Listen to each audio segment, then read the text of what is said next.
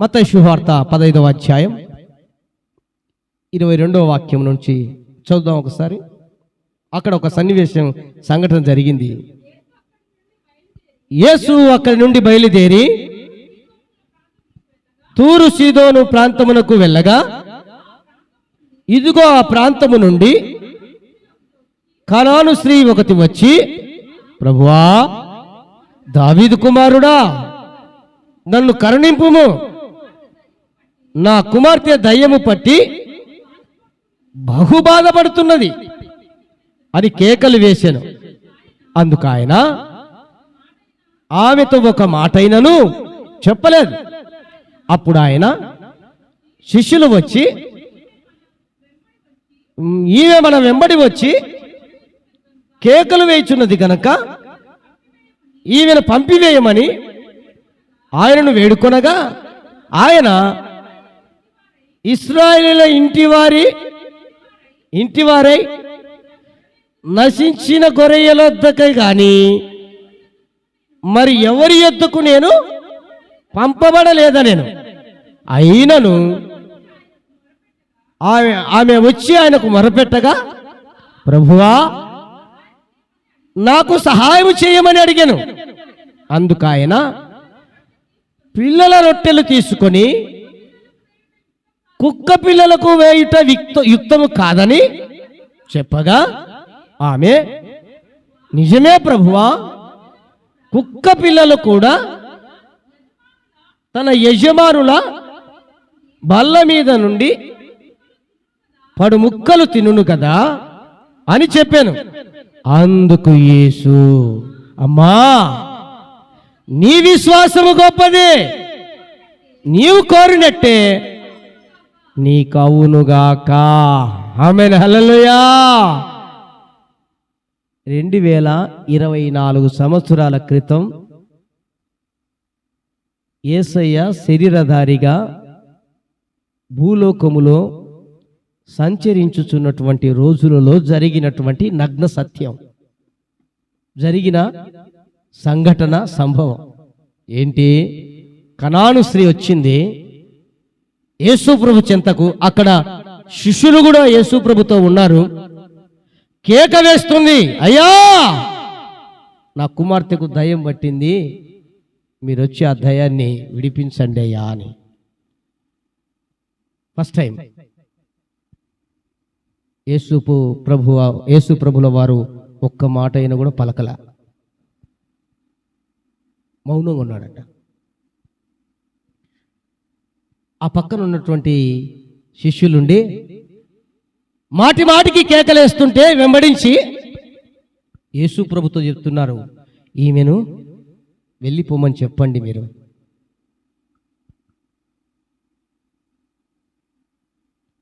అని చెప్తూ ఉంటే అక్కడ యేసు క్రీస్తు ప్రభుల వారు ఒక ఇంపార్టెంట్ అయిన మాట చెప్తున్నాడు.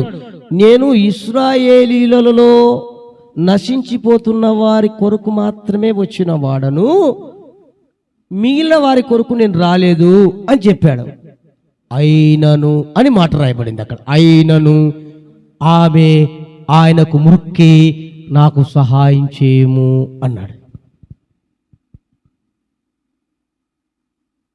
ఆ తర్వాత మరొక మాట అంటున్నాడు యేసు ప్రభుల వారు, పిల్లల రొట్టె ముక్కలు చూసి కుక్క పిల్లలకు వేయటం యుక్తము కాదు, అది మంచిది కాదు అన్నాడు. అప్పుడు అందుకు ఆమె అంటుంది, అయ్యా, ఆ బల్ల మీద నుంచి యజమానులు తింటా ఉంటే రొట్టె ముక్కలు కింద పడతాయి కదా, ఆ కింద పడిన రొట్టె ముక్కలైనా ఆ కుక్క పిల్లలు తింటాయి కదయ్యా అంటే దాని అర్థం ఏంటి? అంటే ఆ కుక్క పిల్లల్లాగానే అనుకోనన్నయ్యా, వదిలిపెట్టలా, అక్కడి నుంచి వెళ్ళట్లేదు. ఇక నేను నీకోసం కాదన్న కూడా నేను వదలను. ఆ పక్కన వెళ్ళిపో యేసు ప్రభువును బలవంతం చేయగలను, నేను వెళ్ళను, నాకు సహాయం చేయి. అమ్మాయి నీకోసం, మీకోసం కాదమ్మా, వేరే వాళ్ళ అయినా పర్వాలేదు, నాకు సహాయం చేయి. 3-4 పర్యాయాలు ఏమండి అడుగుతానే ఉంది, మొరపెడతానే ఉంది, గోజాడుతూనే ఉంది, సహాయాన్ని అర్థిస్తూనే ఉంది. చివరికి యేసుప్రభు అంటాడు, ఎంత గొప్ప విశ్వాసం అమ్మా నీదే, ఎంత దేవునికి స్తోత్రం, హల్లెలూయా. ఎంత గొప్ప విశ్వాసం అమ్మా, నీవు కోరుకున్నట్లే నీకు అవునుగాక, నీ కుమార్తె స్వస్థత పొందునుగాక అని చెప్పాడు. ఆమేన్, హల్లెలూయా. తన కుమార్తె స్వస్థత పొందింది. ఎప్పుడైతే యేసు ప్రభు మాట్లాడాడో అక్కడ అదే గడియకు అక్కడ స్వస్థత పొందింది. హల్లెలూయా. నేను చెప్పదలసిన మాట వీటి ద్వారా ఏంటంటే, నీ విశ్వాసం కనాన స్త్రీలాగా గొప్పగా ఉంటే నిన్ను దాటిపోడు యేసయ్య అన్న విషయాన్ని జ్ఞాపకం చేస్తున్నా. నిన్ను దాటిపోడు, నీ కుటుంబాన్ని దాటిపోడు. ఉండమ్మా సువార్తమ్మ, అక్కడ మార్తమ్మ పక్కనుంది అని చెప్పినా నీ విశ్వాసం గొప్పదైతే మార్తమ్మ ఇంటికి పోకముందే సువార్తమ్మ దగ్గరనే ఆగిపోతాడు.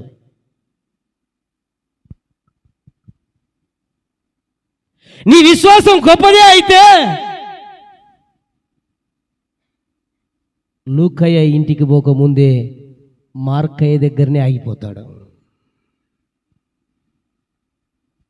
మనం ఏం చేస్తామంటే, ఒకసారి అడుగుతాం, 2 సార్లు అడుగుతాం, 3సారి అడగడానికి చిరాకు పడతాం. ఏమడు పొద్దుస్తామా అని అడగడమే, ఏం అడిగినా ప్రయోజనం లేదులేండి. 1 2 సార్లు ఉపవాసం ఉంటాం, 3సారి ఉపవాసం ఏముంటాంలేండి, ఎన్నిసార్లు ఉపవాసం ఉన్న ప్రయోజనం లేదులేంటి.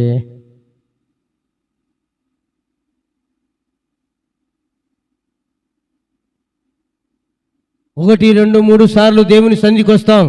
ఒకవేళ వచ్చినప్పుడు ఏదైనా జరిగిందా, సంభవించిందా, ఒకవేళ అనుకున్నది కాస్త ఏమైనా కదిలిక వచ్చిందా, అప్పుడు మరలా మరుసటి ఆదివారం కనపడతాం. లేదంటే గనక ఈ ఆదివారం పోతే కూడా అక్కడ ఏం జరుగుతుందో ఏమో తెలియదు, కానీ పనికి పోతే మాత్రం 1000 రూపాయలు సంపాదించుకోవచ్చు.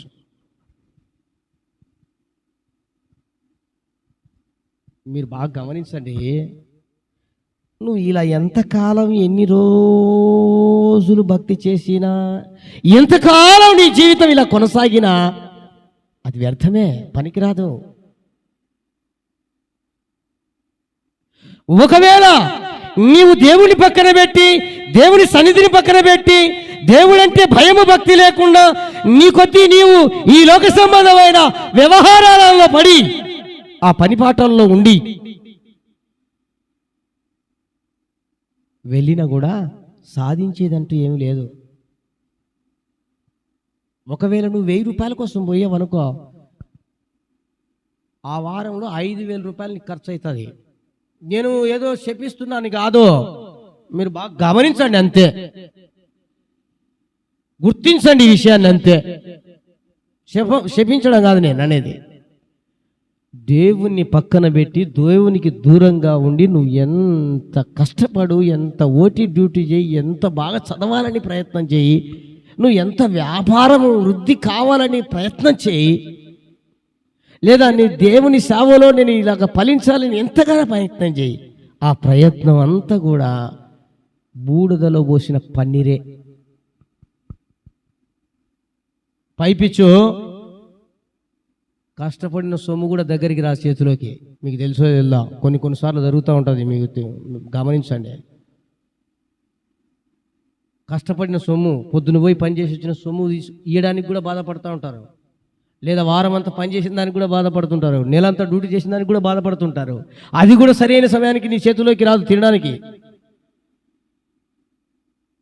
ఏదైనా పిల్లలకో కుటుంబానికో ఏదైనా అవసరాలు తీర్చుకుందామంటే అది కూడా నీకు చక్కగా ఆ సమయానికి నీ చేతిలో ఉండదు, అది రావదు. ఒకవేళ అడిగేవనుకో వాళ్ళతో కొట్లాడేంత పరిస్థితి కూడా వస్తుంది. ఎందుకు ఇలాంటి జరుగుతున్నాయి తెలుసా?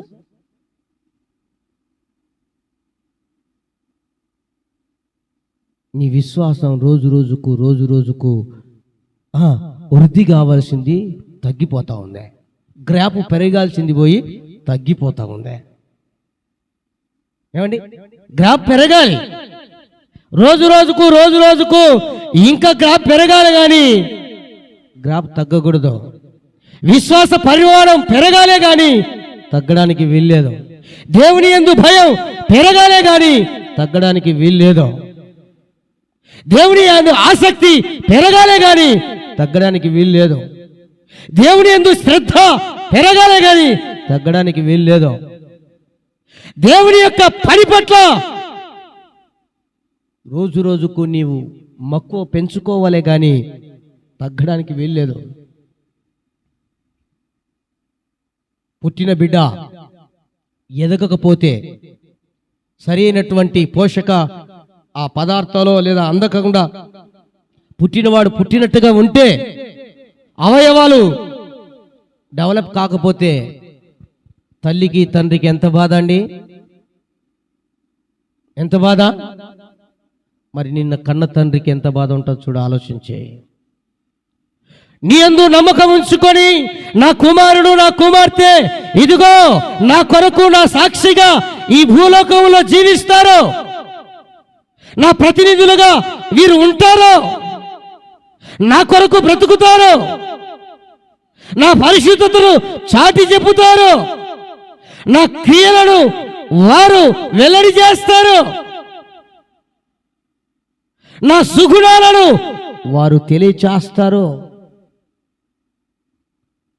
నా సువార్తను నా పనిని నా కర్తవ్యాన్ని నా బిడ్డలు నిర్వర్తిస్తారని నిన్ను నమ్మి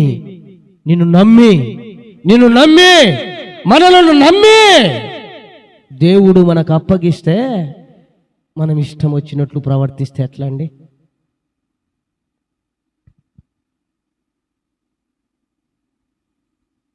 అది న్యాయమా, ధర్మమా అండి? అదే ఒకవేళ మన ఇంట్లో ప్రవర్తించినాం అనుకో, మన తల్లి కానీ తండ్రి కానీ ఊరుకుంటారా? బెత్తం తీసుకుంటారు, చివాట్లు పెడతారు, లేదంటే ఇంట్లో నుంచి బయటికి వెళ్ళిపో అంటారు, నీ ముఖం చూపించొద్దు అంటారు. అవునా కదా? మరి ఆ కన్న తండ్రి అన్న లేకుండా ఉన్నాడనే నీ ధీమా, మన ధీమా? ఆ కన్న తండ్రి ఆ మాత్రం నిన్ను శిక్షించకుండా ఉన్నాడనే? ప్రేమ కలిగిన దేవుడు అండి. ఎంత ప్రేమ అంటే అంత ప్రేమ. మనమే అసలు కొన్ని పర్యాయాలు కొన్ని సార్లు అర్థం చేసుకోక పొరపాటు పడుతూ తప్పటడుగులు వేస్తున్నాం. కానీ దేవుడు ఎంత ప్రేమ కలిగిన దేవుడు అండి. అటువంటి దేవుని కొరకు నీ విశ్వాసం రోజు పెరగాలి. అందుకనే బైబిల్లో రాయబడింది, మనం ప్రార్థించే ప్రార్థనలో కూడా అడుగుతూ ఉండాలి అని, దేవా నా విశ్వాన్ని వృద్ధి పొందించు. ఆస్తిని కాదు, డబ్బులను కాదు, బంగారును కాదు, దేన్ని వృద్ధి పొందించాలంట? విశ్వాసం వృద్ధి పొందిందనుకో, నీకెదురుపడే వ్యక్తి, నిన్ను బాధించే వ్యక్తి నీ దగ్గర తలెత్తుకొని తిరగలేడు, లేదా నీ దగ్గర అలా నిలబడడానికి కూడా అవకాశం ఉండదు. ఎందుకని? నీ విశ్వాసం గొప్పది అంతే.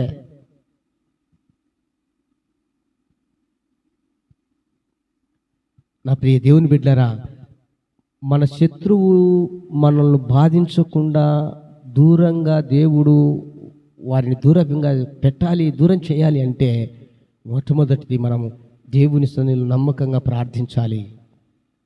రెండవదిగా గొప్ప విశ్వాసం కలిగి ఉండాలి. మన విశ్వాసమే ఎక్కడైనా కానీ చూడండి, బైబిల్ గ్రంథంలో యేసుక్రీస్తు ప్రభుల వారు ఎవరైనా కానీ, కుంటోళ్ళు వచ్చినా, గుడ్డోళ్ళు వచ్చినా, కుష్ఠరోగులు వచ్చినా, చెవిటి వారు వచ్చినా, దయాలు బట్టి వారు వచ్చినా, లేదా అవసరతల్లో వచ్చినా, అక్కర్లో వచ్చినా, వ్యాధుల్లో వచ్చినా, బాధల్లో వచ్చినా, ఎవరైనా నమ్ముతున్నావా? నమ్ముతున్నా. అయితే నీ నమ్మిక చొప్పున కలుగును గాక. విశ్వసిస్తున్నావా? నీ విశ్వాసము చొప్పున కలుగును గాక. గొప్ప కార్యాలు జరిగిపోయాయి, కానీ ఈ రోజున అవి కనపడట్లేదు. కొన్ని మాట్లాడకూడదు, కానీ మాట్లాడాలన్న పరిస్థితులు వస్తాయి.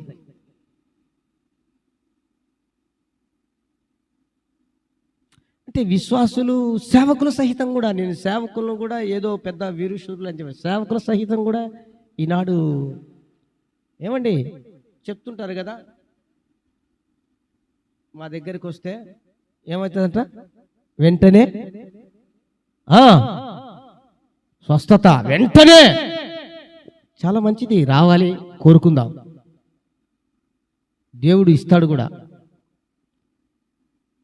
మా ప్రార్థనకు వస్తే నీ కిడ్నీలో రాళ్ళు టఫీ టఫీ టఫీ టఫీ అని కింద పడిపోతాయి.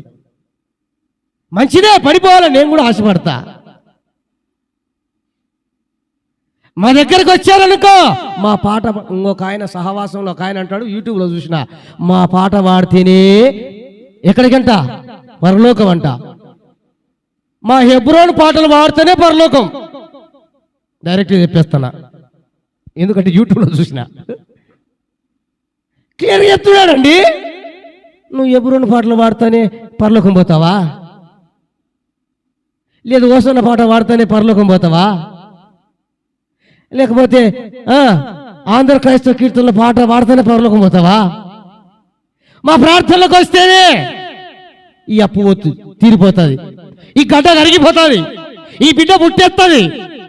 ఏమండి, ఈ మధ్య కాలంలో చాలా ఇష్యూస్ జరిగాయి, యూట్యూబ్లలో ఇష్యూస్ జరిగాయి. కొన్ని సేవకులు కొంతమంది అతిశయంగా, లేకపోతే ఏదో కొన్ని మరి అప్పటికప్పుడు, ఇప్పుడు కాదు అప్పుడు అందలం ఎక్కాలనుకుంటారో తెలియదు, లేకపోతే తను తాను ఎక్స్పోజ్ చేసుకోవాలనుకుంటారో తెలియదు, లేకపోతే ఏమేమి జరుపుకుంటారో తెలియదు, కానీ కొన్ని ఒక్కొక్కరు ఒక రకంగా వేరే వెళ్ళిపోతున్నారు అనుకోండి. కానీ ఎవరు వెళ్ళిపోయినా, ఎవరు ఏ రకంగా వెళ్ళినా, ఇక్కడ మనకు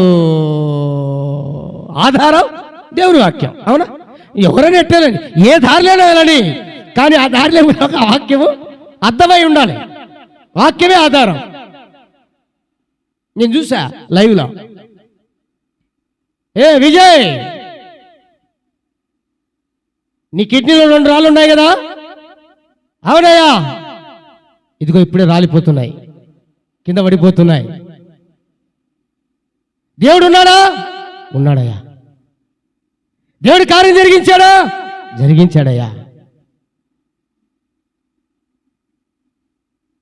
దేవునికి స్తోత్రం చెప్పండి. రాళ్ళు కింద పడ్డాయి, ఆమేన్, హల్లెలూయా అన్నాడు. అదే వ్యక్తి బయటకు వచ్చిన తర్వాత ఏమండి,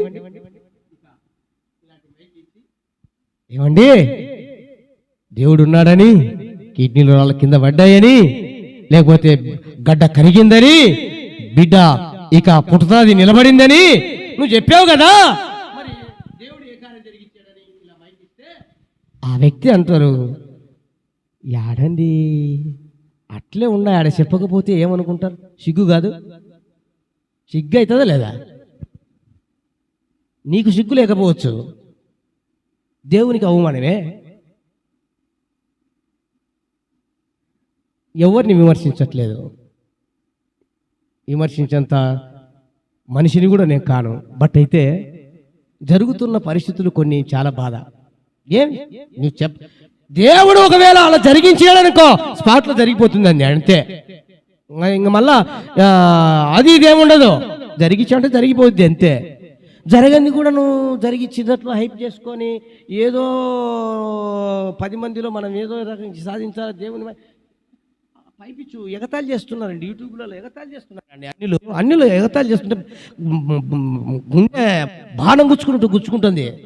తోటి సేవకులంగా, దేవుని నమ్ముకున్నటువంటి బిడ్డలంగా అది చూస్తున్నప్పుడు అన్యులు, తెలియని ప్రజలు పలానా వ్యక్తి ఇలా అంటాడండి, అలా అంటాడు, ఇలా అంటాడండి, ఏం జరగట్లేదండి అంటే వాళ్ళు సులకరగా మాట్లాడుతుంటే వీళ్ళని మాట్లాడే పర్వాలేదు, సేవకులను, దేవునికి స్తోత్రం.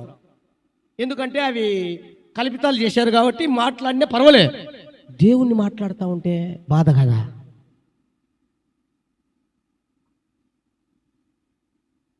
ఇంకొకరు అంటారు, నా దగ్గరికి వస్తే 30 సంవత్సరాల పుట్టని బిడ్డ, నీకు బిడ్డ పుడుతుంది. అట్టి పండు, ఖర్జూర పండు, ఇంకొక ఆయన యాపిల్ పండు, ఉండే, ఇవన్నీ ఉండే.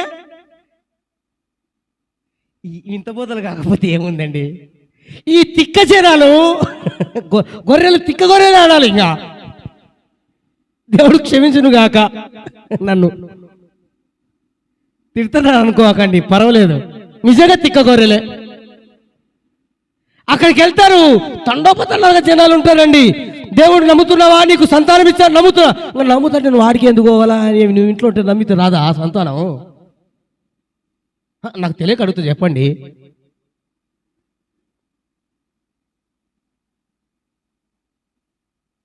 ఎంత అంతే. ఒక మాట ఉంది, పెద్దలు అంటుంటారు, మోసపోయేవాడు ఉన్నంత వరకు మోసగించేవాడు ఉంటూనే ఉంటాడంట. దేవునికి స్తోత్రం, హల్లెలూయా. అవునా కాదా? అక్కడ పోయి నువ్వు నమ్ముతున్నావా, విశ్వసిస్తున్నావంటే నువ్వు ఉన్న సంఘంలో లేదా?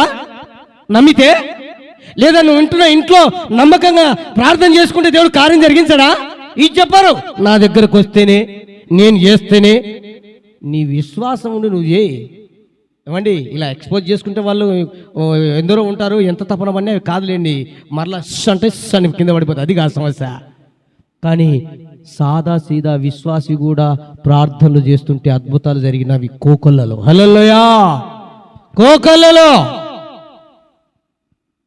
సూచక క్రియలకే, మహత్కార్యాలకే, సంతానానికే, ఆర్థిక ఇబ్బందుల నుంచి విడిపించబడటానికే, వాటికే వీటికే గడ్డ కరగడానికే, రాళ్ళు పడడానికే, వీటి కోసం కాదు దేవుణ్ణి నమ్ముకోవాల్సింది, దేవుని దగ్గరికి రావాల్సింది. ఇవి తర్వాత. వీటి కోసం పోయి నువ్వు విశ్వసిస్తున్నావా అంటే విశ్వసిస్తున్నావు. మరి విశ్వసిస్తే వీటికే ఎందుకు రావాలి? ఇంకొక ఆయన అంటాడు, రోజు పొద్దుస్తున్నావా అని టీవీలోనే దీనంగా, మీరు దానం చేయకపోతే నేను సువార్త దానం చేయలేను, పేదోని లెక్క. కోట్లు సంపాదించి పడగలకి ఎత్తాడు, కోట్లు.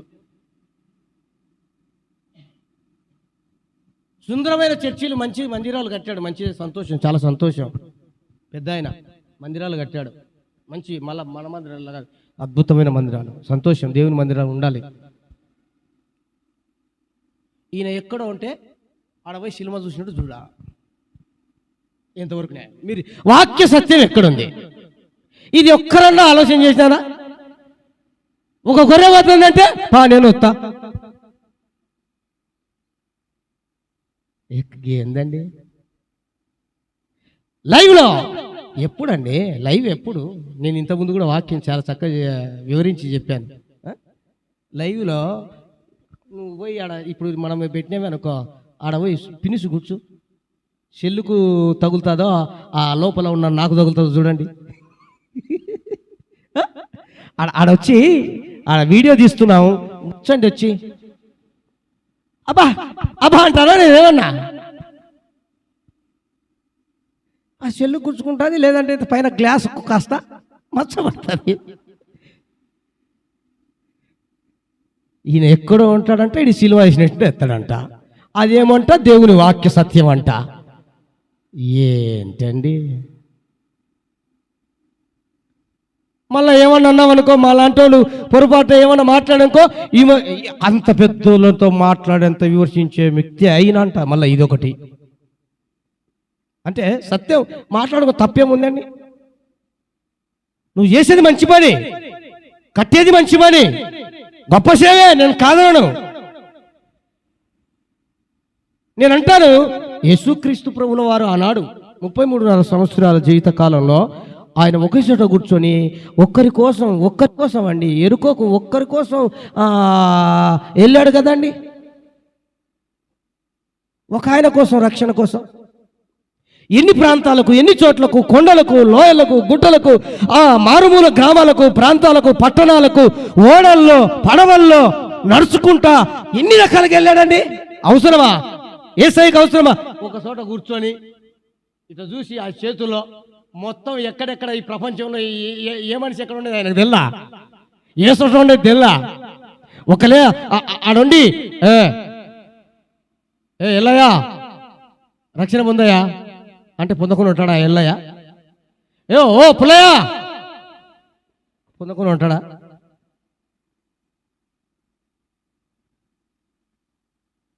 ఆయన చేయలేడా? మరి ఎందుకు పెద్దవాళ్ళకు ఆలోచన లేదో నాకు తెలియదు. దేవునికి స్తోత్రం. హల్లెలూయా. నేను వాళ్ళని విమర్శించేంత సేవకుని కాదు, విమర్శించట్లేదు, విషయాన్ని విశదీకరిస్తున్నా. దేవునికి స్తోత్రం. హల్లెలూయా, హల్లెలూయా. ఈ ప్రజలు కూడా, విశ్వాసులు కూడా విశ్వాసం వృద్ధి చెందకపోతే ప్రతిదానికి చెవి ఇవ్వాల్సింది వస్తుంది. ప్రతిదానికి చెవు అంటే వాళ్ళు చెప్పింది వినేస్తే వీళ్ళు ఎవరు చెప్తే వాళ్ళ మాట వినడం పోవడం, వీళ్ళు చెప్తే వాళ్ళ మాట వినడం పోవడం. నేను అంటాను, ఆయన సర్వాంతర్యామి, అక్కడ ఉంటాడు, ఇక్కడ ఉంటాడు, ఎక్కడైనా ఉంటాడు. ఆత్మస్వరూపి, మహిమాస్వరూపి, అదృశ్యుడు. ఆయన అందరిలో ఉంటాడు, అంతటా ఉంటాడు. అన్నీ మనం వింటుంటాం. కానీ ఆడికి పోతేనే, ఇది చేస్తేనే, అది చేస్తేనే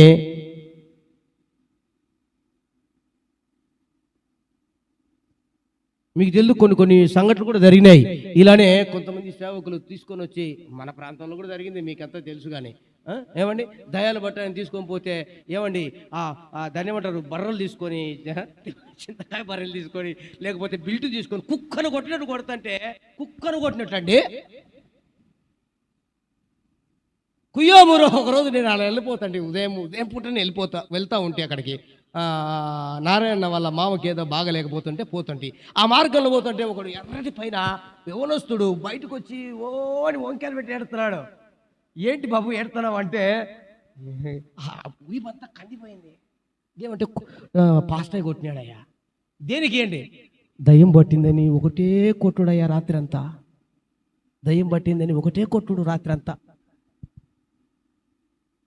ఆ ఇంటి పక్కల కూడా చూసి బాధపడి, ఒరే నిన్ను ఈడంటే ఇంక ఈ పాస్టర్ చంపుతారా, వెళ్ళిపో అని చెప్పినారయ్యా.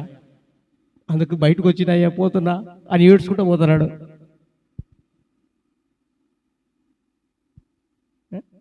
ఇంకొక ఆయన ఏకంగా అయితే దయ్యం పట్టింది, నేను చర్చిలో పెట్టుకుని చంపేసి చచ్చిపోయినంత వరకు.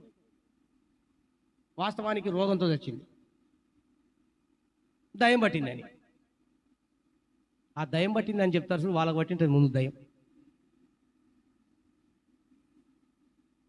ముందు వాళ్ళ దయాన్ని వలగొట్టాలి.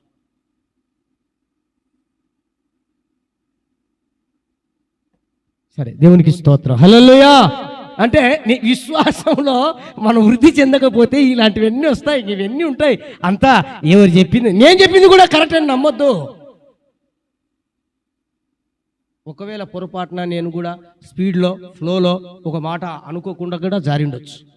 నేను పెద్ద భక్తుని నేను చెప్పట్లే, అయినా నేను చెప్పింది కూడా నువ్వు పరిశోధించు. బైబిల్ వాక్యం ఆధారం ఉందా? అది కరెక్ట్. నేనైనా ఇంకొకడు ఎవడైనా సరే. ఆధారం లేదా? వాడి ఎంతటి వ్యక్తి అయినా, ఎంత టీవీలో వచ్చినా, లేకపోతే ఎంత పెద్ద మందిరం కట్టినా నమ్మద్దు. వారు ఎంతటి సీనియర్లైనా సరే నమ్మద్దు.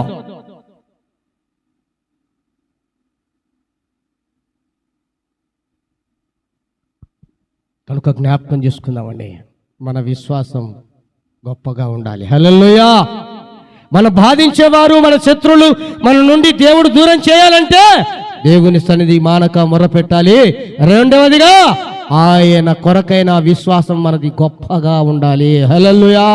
చివరి మాట కీర్తనల గ్రంథం 119వ అధ్యాయం 121వ వచనం చదువుతానే ముగిస్తా. కీర్తనల గ్రంథం 119వ అధ్యాయం 121వ వచనం.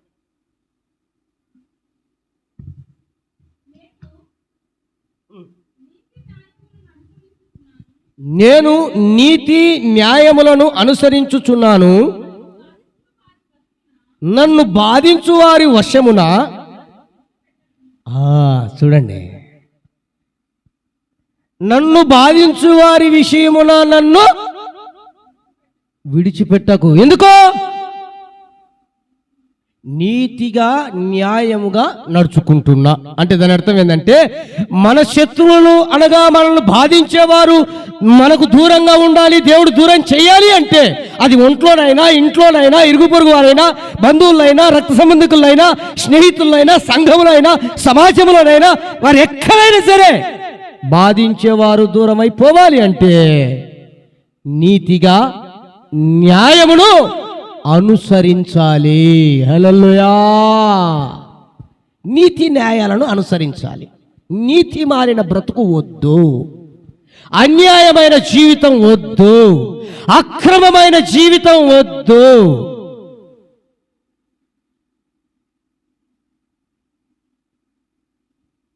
అక్కడ భక్తుడు అంటాడు, బాధించే వారి బాధ వారిలో నుండి నన్ను పడకుండగా కాపాడు, నన్ను వారు సమీపిస్తుండగా నన్ను మాత్రం విసర్జించకు, లేక నన్ను విడిచిపెట్టకు అంటున్నాడు. ఎందుకు? నేను నీ నీతిని న్యాయాన్ని అనుసరించేవాడను. హల్లెలూయా. మనం చెప్పగలగాలి, మనం దేవునితో మాట్లాడగలగాలి, మనం దేవునికి చెప్పుకోగలగాలి, ప్రభువా నేను నీతిగా న్యాయముగా నీ సన్నిధిలో అనుసరిస్తున్నాను, నడుచుకుంటున్నాను. నన్ను బాధించే వారి నుండి నన్ను దూరం చేయి, విడిపించో. అది ఏదో నిన్ను బాధ పెట్టేది, అది నీకు తెలుసు బాగా. నీ కుటుంబాన్ని బాధ పెట్టేది ఏదో నీకు బాగా తెలుసు. నీ పిల్లల్ని బాధ పెట్టేది ఏదో నీకు బాగా తెలుసు. నీ ఆత్మీయ జీవితాన్ని ఏది బాధ పెడుతుందో అది నీకు బాగా తెలుసు. అది ఏదైనా సరే అండి, దూరం కావాలి అంటే నీతి కలిగి న్యాయంగా ఈ లోకములో దేవుని మార్గములో అనుసరించాలి. హల్లెలూయా, హల్లెలూయా. అప్పుడు దేవుడు అంటాడు, బాధించువారు నీకు దూరంగా ఉంటారు, దూరంగా ఉండేటట్లు నేను చేస్తాను. హల్లెలూయా. వారు ఎవరైనా సరే, ఆ పరిస్థితి ఏదైనా సరే, ఆ అనారోగ్యం ఏదైనా సరే, ఆ ఆర్థిక ఇబ్బందులు ఏవైనా సరే, ఏ మనుషులు ఎన్ని రకాలుగా నిన్ను ఆడిపోసుకున్నా సరే, ఎన్ని కుటుంబాలు ఎన్ని రకాలుగా నిన్ను చులకనగా చూసినా సరే, ఎంతమంది నిన్ను తృణీకారంగా మాట్లాడినా సరే, ఈ సమాజమే నిన్ను వెలివేసినా సరే, ఈ లోకమే నిన్ను నిందించినా సరే, బాధించినా సరే, వాటి అన్నిటిలో నుంచి దేవుడు మనల్ని దూరం చేస్తాడు.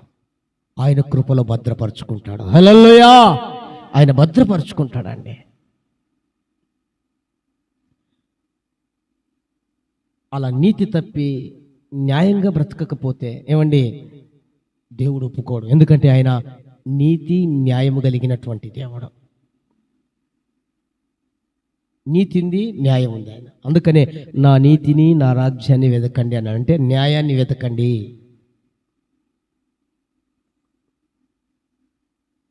చేసేదంతా అవినీతే, చేసేదంతా అక్రమాలే, చేసేదంతా అన్యాయమే.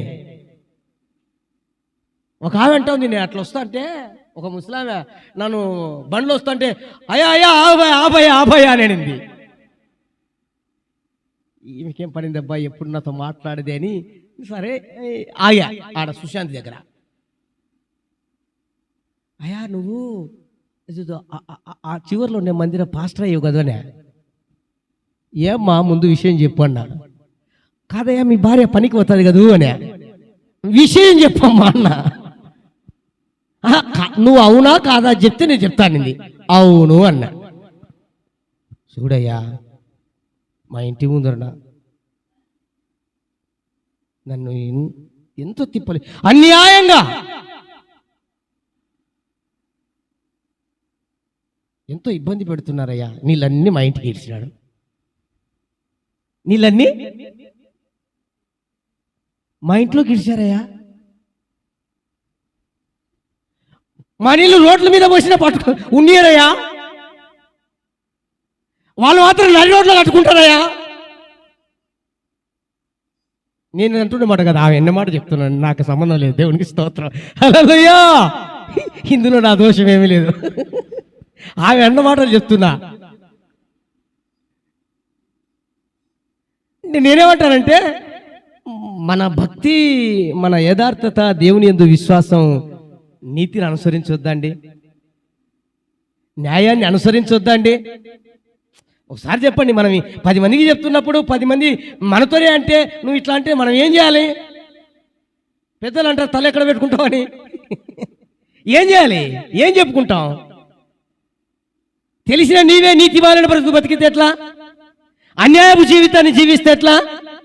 మళ్ళీ దానికి ఉత్తాసు వాళ్ళకి వాళ్ళు కొందరు ఊరులు సూరులు అనేటోళ్ళు.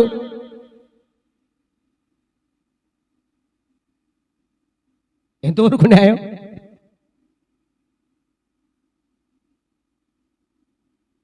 నా మాటలు కొంచెం ఇబ్బందికరంగానే ఉంటాయి, అప్డేట్లు ఉంటాయి. దేవునికి స్తోత్రం. హల్లెలూయా. ఇవి అప్డేట్లో అందుకొని మాట్లాడే మాటలన్నీ.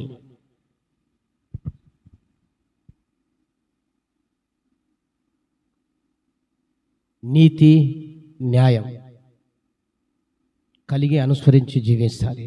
అప్పుడు మనల్ని బాధించేవారు వాళ్ళు ఎలాగైనా ఉండని, నీ ఇంటి ముందు ఉన్నారా, నీ ఎనికిలో ఉన్నారా, నీ ప్రక్కలో ఉన్నారా, లేకపోతే నువ్వు చేసే పని చోట ఉన్నారా, ఉద్యోగం చేసే చోట ఉన్నారా, బంధువులు ఉన్నా, ఎక్కడైనా ఉండని నువ్వు చేసే చేయి, దేవునికి మొరపెట్టు, గొప్ప విశ్వాసం కలిగి ఉండు, నీతిని న్యాయమును అనుసరించు. ఈ రోజు కాకపోయినా, రేపు కాకపోయినా, ఇంకా 2-3 రోజులు కాకపోయినా, ఇంకొక సంవత్సరం కాకపోయినా చెప్తున్న ప్రభు పేరిట వారందరిని, నిన్ను ఎవరైతే బాధిస్తున్నారో వారందరిని దూరం చేయకుంటే నన్ను అడుగు. దేవునికి స్తోత్రం. హల్లెలూయా. వారందరు ఎలాగ చేస్తాడో తెలియదు, ఏ విధంగా చేస్తాడో తెలియదు, దూరం చేస్తాడు. నిన్ను బాధ పెట్టి, ఎందుకంటే ఇంకొక మాట చెప్పనా, నిన్ను పదే పదే ఏలు చూపించి నిన్ను ముడతా నిన్ను బాధ పెడుతున్నాడంటే ఆ ఏలు నీకంటే ముందు దేవునికి తగులుతుంది, నీ తండ్రికి క్రీస్తుకు తగులుతుంది. నిన్ను పదే పదే ఆ మాట చేత విసికించి బాధ పెడతా ఉంటే నీవు వింటావో వినవో, తర్వాత ఎవరో చెప్పాలేమో కానీ ఆయన ముందే విని ఉంటాడు, ఆయన తగిలింటది, దేవునికే తగిలింటది. నిన్ను కష్టం ఏంటి, ఆ కష్టం ఎంతో నీకు ఒకవేళ స్టార్టింగ్ లో అర్థం కాకపోవచ్చు, కానీ యేసయ్యకు ముందే ఆ కష్టం ఏంటో తగిలిద్ది అని ఆయన ఊరుకుంటాడా? ఏమన్నాడు తెలుసా? మిమ్మల్ని ముట్టువాడు నా కనుగుడ్డు కంటి పాపను ముట్టినట్టు. అబ్బా, ఇక నిన్ను ముట్టాడంటే దేవుని కనుపాపను ముట్టినట్టు. ఇంకా దేవుడు ఊరుకుంటాడు? కన్ను ఎర్రజేస్తే ఎట్లుంటదే? కన్ను ఎర్రజేస్తే ఎట్లుంటదే?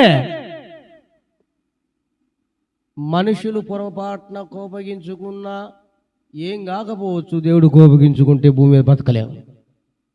దేవుడు కన్నెర్ర చేస్తే బతకలేము. కాబట్టి భయపడద్దు. నిన్ను తగులుతున్నాడంటే, లేదా నిన్ను అంటున్నాడంటే, లేదా నీతో మాట్లాడుతున్నా అంటే అది ముందుగానే దేవుని దగ్గరికి వెళ్ళిపోయి ఉంటుంది. ఆయన కంటి పాపను తాగింటది. ఆయన ఊరుకోడు. దేవునికి స్తోత్రం. హల్లెలూయా. ఆయన ఊరుకోడు.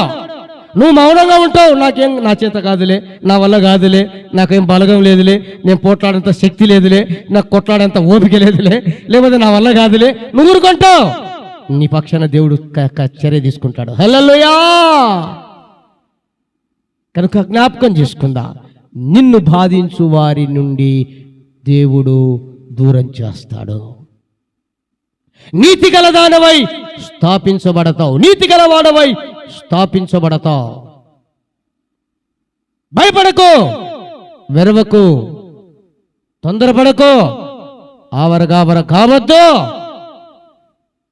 తేడబడద్దు. దేవుడు నిన్ను ఎవరు బాధించినా, ఏమి బాధించినా వాటన్నిటిలో నుండి దూరం చేస్తాడు. మోకరించండి, ప్రార్థన చేసుకుందాం. మోకరించండి, ప్రార్థన చేసుకుందాం.